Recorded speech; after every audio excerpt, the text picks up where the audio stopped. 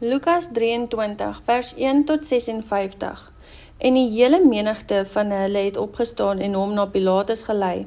En hulle het hom begin beskuldig en gesê, ons het gevind dat hierdie man die volk verlei en verbied om aan die keiser belasting te betaal, terwyl hy sê dat hy self Christus die koning is. Toe vra Pilatus hom en sê, is u die koning van die Jode? En hy antwoord hom en sê, u sê dit. En Pilatus sê vir die owerpriesters en die skare, ek vind geen skuld in hierdie man nie. Maar hulle het aangehou en gesê, hy maak die volk oproerig met sy leer die hele Judea deur, vandat hy in Galilea begin het tot hiertoe.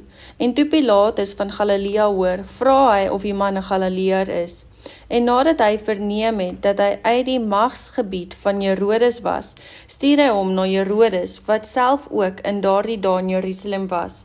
En toe Herodes Jesus sien, was hy baie bly, want hy was al geruime tyd begeerig om hom te sien, omdat hy veel van hom gehoor het, en hy het gehoop om een of ander teken te sien wat deur hom gedoen sou word, en hy het hom met baie woorde uitgevra, maar hy het hom niks geantwoord nie. En die owerpriesters en die skrifgeleerders het hom heftig staan en beskuldig.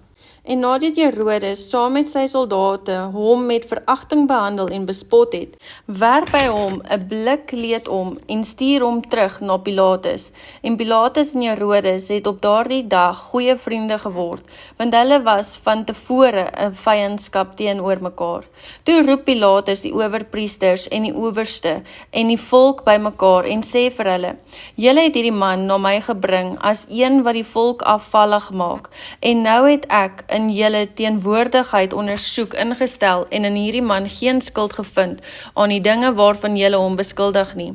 Ja, ook Herodes nie, want ek het julle na hom gestuur, en daar is deur hom niks gedoen wat die dood verdien nie. Nadat ek hom dan gekastei het, sal ek hom loslaat.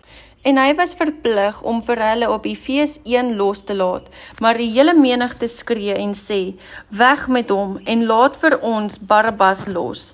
Die was oor 'n sekere opstand wat in die stad plaasgevind het en oor 'n moord in die gevangenis gewerp.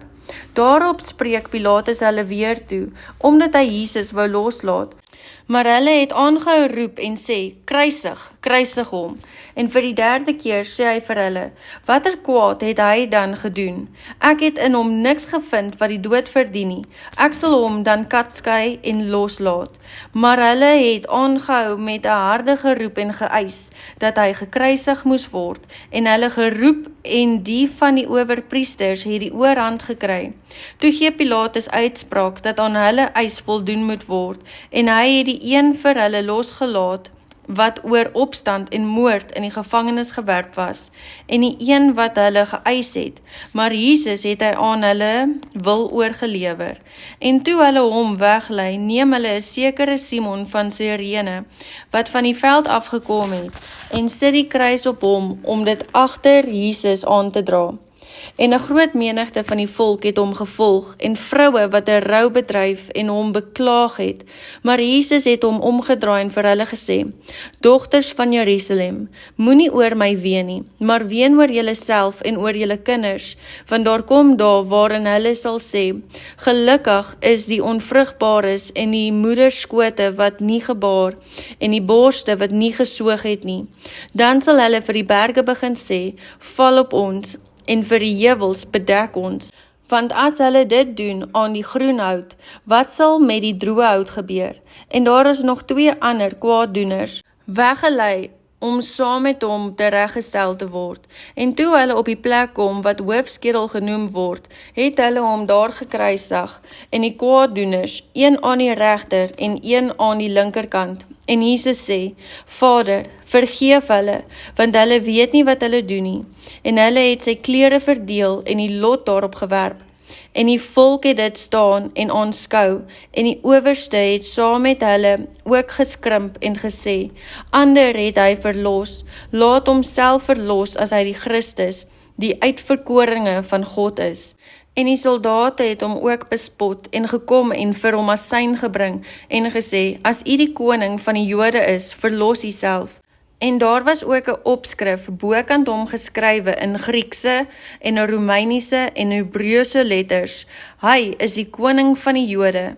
En een van die kwaaddoeners wat opgehang is, het hom gesmaad en gesê: As u die Christus is, verlos u self en ons. Maar die ander een antwoord en bestraf hom en sê: Vrees jy ook God nie? Terwyl jy in dieselfde oordeel is, ons tog regverdiglik, want ons ontvang die verdiende loon vir ons dade, maar hy het niks verkeerds gedoen nie. En hy sê vir Jesus: Dink aan my, Here, wanneer u in u koninkryk kom. En Jesus antwoord hom: Voorwaar ek sê vir jou, vandag sal jy saam met my in die paradys wees. En dit was omtrent die 6de uur, en daar het duisternis oor die hele aarde gekom tot die 9de uur toe. En die son is verduister, en die voorhangsel van die tempel het middeldeur geskeur, en Jesus het met 'n groot stem uitgeroep en gesê: Vader, in u hande gee ek my gees oor. En toe hy dit gesê het, blaas hy die laaste asem uit.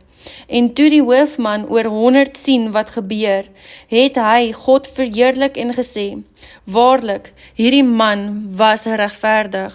En die hele skare wat vir hierdie skouspel bymekaar was, het op hulle borste geslaan toe hulle sien wat gebeur het, en hulle het teruggegaan.